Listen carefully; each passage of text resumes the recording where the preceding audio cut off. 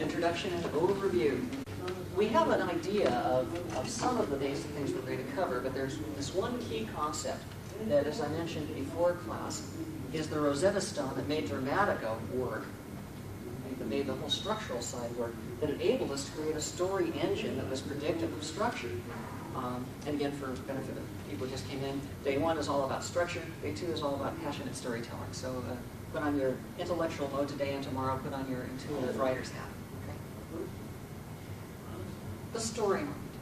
It's the one concept that Dramatica has different than any other theory of story. And in fact, not tooting my own horn, but just by way of information, a number of nationally known narrative theorists with PhDs have said that the storyline concept is what makes Dramatica the first new theory of story since Aristotle. And we stumbled across it.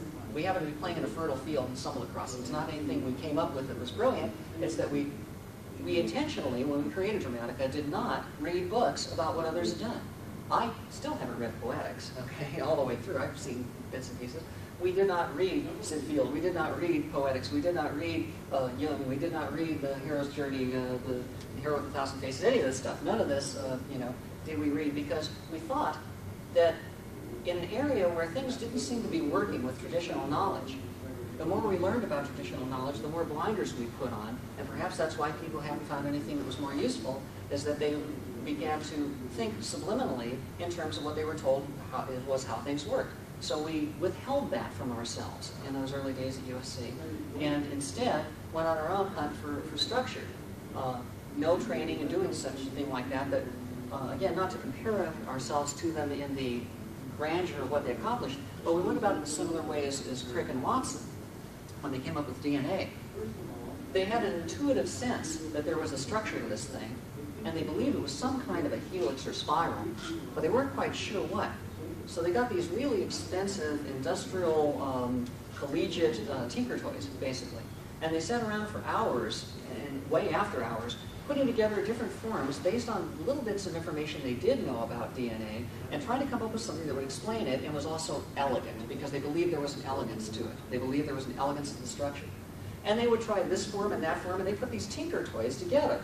It wasn't based on, they had a few X-rays they'd taken of the crystalline form of DNA, which looks like a little crystal. So they knew a couple things about it. And they had a sense it was probably a spiral, but they weren't quite sure.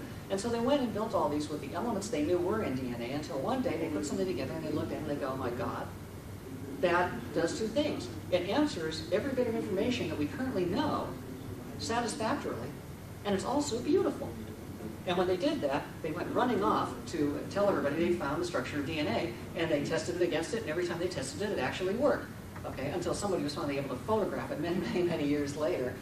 They didn't even have technology for that at the time, but it met all the, and every test they put to it, it continued to function. Well, Dramatica came out the same way. When we put it together, it was when we came up with this storyline concept that we came up with something elegant that explained everything we've been seeing. We had walls covered in this office. I was locked into this room for like 3 years with white walls that I started filling with Post-it notes on all sides and putting together different patterns and different information over here, and each wall had a different aspect that I could deal with of what I was trying to work on. And finally, I was looking at it one day, I'm walking up and down, and we started working with psychology of characters, specifically the main character. Chris had a question that he really wanted answered. He said, if there's a main character like Scrooge who's the cause of the problem, why doesn't he see it? Simple question, okay, but the answer is really difficult. Why doesn't he see it?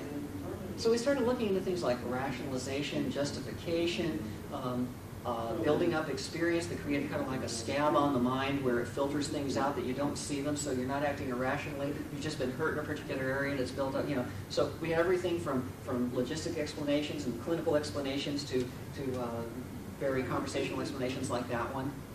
And we put in more information about psychology. Well, how do you get out of this? What stages do you have to go through, like the 7 stages of grief? What stages do you have to go through to get out of that and to recognize the problem? Chris had a phrase he always loathes having come up with.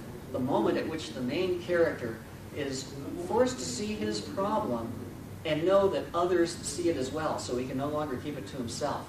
It's called the light of critical self-awareness. Okay?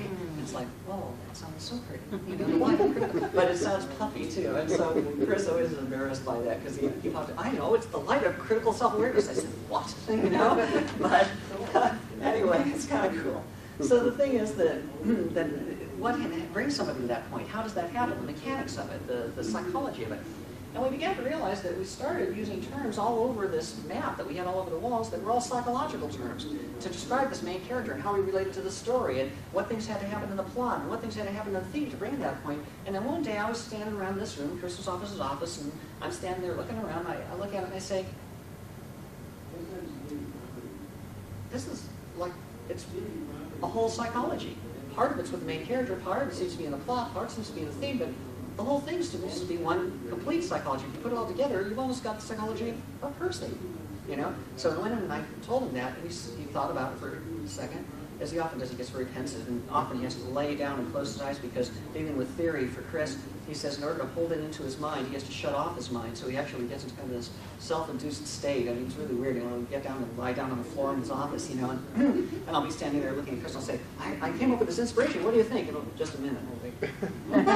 Anyway, and so, you know, you see this REM going on, and finally he says, I think you're right, you know. So anyway, he says, I think you're right, and at that point we started investigating it a little more, and we started reorganizing the material, not to be the psychology of the main character, but to be the psychology of the story as a whole. And as soon as we did that, all the material we had for years of development just fell right into place. It's just right into, you know, we knew what we were building now. We're building a psychology. We had this elegant model, okay? Then we had to test it just like Cricket and Watson. So we went out and we tried testing it in various areas, and every place we applied it, it worked. It worked. There wasn't a hole, and it still works. I still haven't found anything that doesn't work with it. So Dramatica to me is the DNA of story, okay? We had the stupidity to come out and say that at a story conference once. For centuries, people have been looking for the meaning of a story and, you know, and looking for the DNA of story, and we are here to announce we have found it. Okay? We never lived that down. We still don't. And to this day, people who are so put off by saying that we've come up with the, you know, explanation for story that they refer to Dramatica as the spawn of Satan on a message board. Makes me feel good, you know. I say, right on. No, no. Anyway, a lot of people say, because you'll get into this later, you see on your little charts, we have universe, physics, mind, and psychology. Okay, the four basic things that are in there. You know, an internal state, universe, an internal state, mind, an external state, universe. State of things outside, state of things inside. Process outside, activities, physics. Process inside psychology. You look at that, but you know what? After we came up with this, somebody told me, you know, you should read Dianetics. They talk about universe, physics, mind, psychology. You go, oh my God, not only we're the spawn of Satan, but we're also into Dianetics. You know, that's what this is. It's true, but no. No. Interestingly enough, if you look at the bottom of this thing with 64 elements, it's the I Ching. And in fact, if you take an I Ching map with all their little lines and dots and everything, they have the same relationship among them that these things have among themselves in those words. Okay, so it's like, yeah, we cast the I Ching to learn more about Dianetics because we're the spawn of Satan. Okay, this is, you know, so no. The fact is, the human mind is a psychology. The human mind has the same operating system in all of us. The information we get is different, and the dynamics that we create as to how often we frequent part of our minds is based on our experience and our conscious choice. So what we can do with it, the programming we have is all different, but the operating system is exactly the same, okay? It's exactly the same. And as a result of that, anything we create will project our own psychology on it. We will tend to see things in certain patterns. Why do we see a spiral in a teacup and a spiral in a galaxy? You know, there's no relationship between the galaxy and the teacup other than we see a spiral in each, okay? And that's us projecting, like looking at an ink blot, the best meaning we can find for the data that we're receiving. But the spiral is not something that exists in the universe. The spiral is something that exists in our own minds as the way our minds work, one of the patterns we have available, and we project that on things when it's the best symbol that explains the most data, okay? So the fact is that as a result of that, if you come up with a theory of the psychology of story, and you see the DNA of psychology itself, okay, at that point, then it's naturally going to be reflected in anything that is seen as being an accurate portrayal of aspects of the human psyche, whether it's the I Ching or whether it's Dianetics looking at the human condition and seeing their part of it, you know, it's all going to have a reflection. So That's why the similarities in there, that, you know, but it was all invented without looking at that stuff. We didn't know until after the fact. So we were very pleased, personally, to find that, although disturbed from a marketing standpoint, that everybody would think was ripped off from all these things.